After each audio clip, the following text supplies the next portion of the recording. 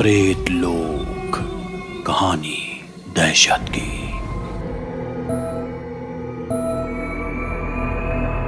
पवन के साथ ये घटना तब हुई जब वो 21 साल का था। उसका गांव उत्तराखंड के एक दूर दराज के इलाके में है। यूं तो पहाड़ी लोगों के लिए रात को पहाड़ों में घूमना आम बात है, पर उस रात जो उसके साथ हुआ उसके बाद से वो जब कभी पहाड़ों में अकेले निकलने के बारे में सोचता भी है तो उसकी रूह कांप जाती है। वो गर्मियों की छुट्टियों में अपने गांव वापस आया था।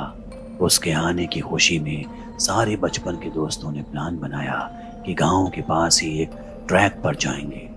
उन्होंने अगली सुबह ट्रैकिंग शुरू की।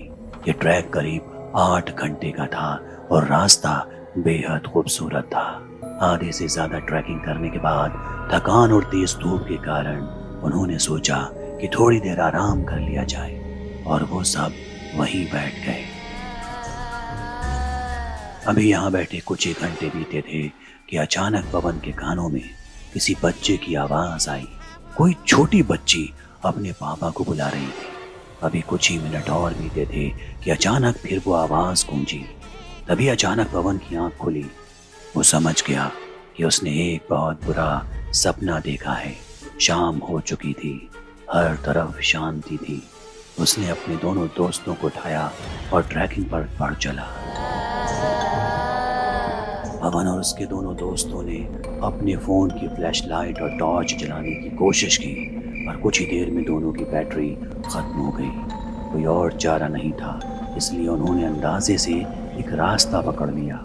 वो कई घंटों तक इस रास्ते पर चढ़ते रहे और चढ़ाई बढ़ती जा रही थी। रास्ता पतला हो रहा था और वो थे कि अपनी मंजिल तक पहुंच ही नहीं पा रहे थे।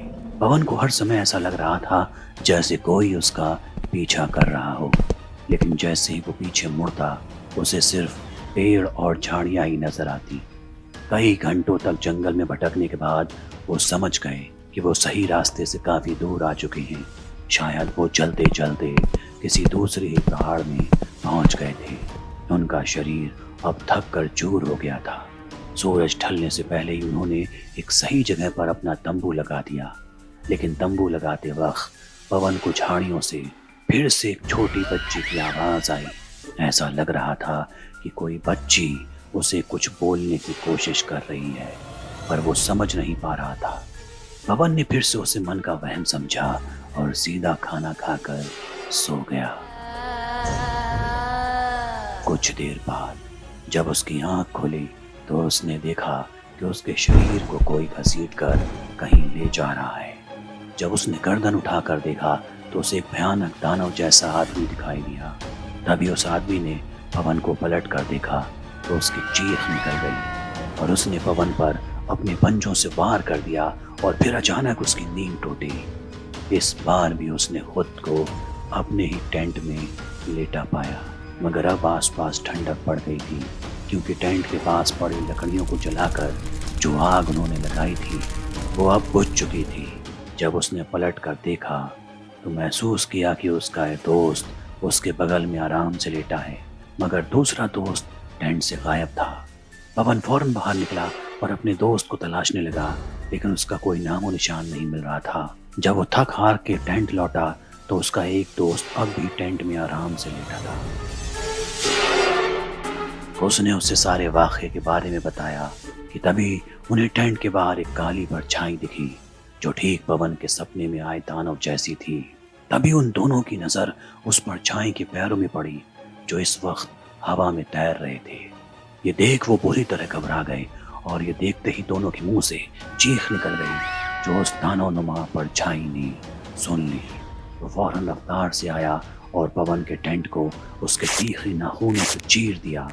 उस फटे हुए टेंट के कपड़े से अब वो दानव पवन और उसके दोस्त को साफ साफ दिखाई दे रहा था।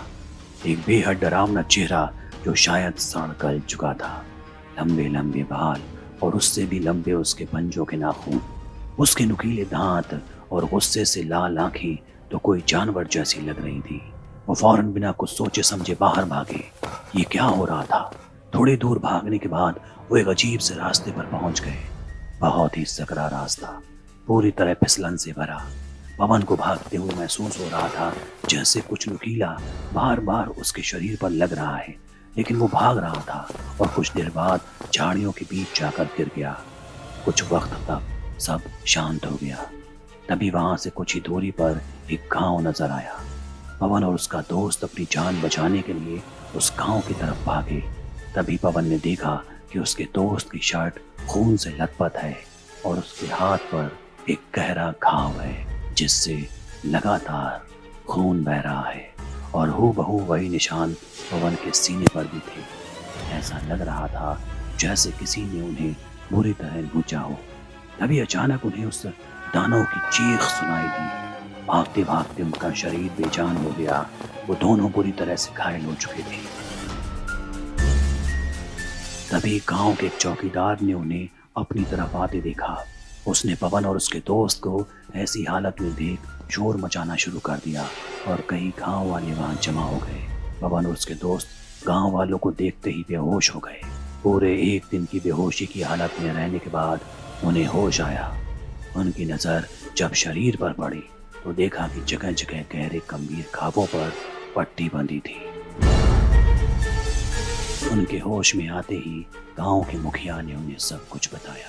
उन्होंने बताया कि उन दोनों का बचना किसी जादू से कम नहीं था, क्योंकि उस पहाड़ में कई काले तंत्र करने वाले तांत्रिक वास करते थे और कई सालों पहले एक आदमी वहां उनको काबू करके उनकी शक्तियां पाने गया था। उस आदमी ने उनकी शक्तियों पर काबू पाने के लिए कई जानवरों और इंसानों की बलि भी दी और फिर वो उन्हीं पहाड़ों में कहीं गायब हो गया।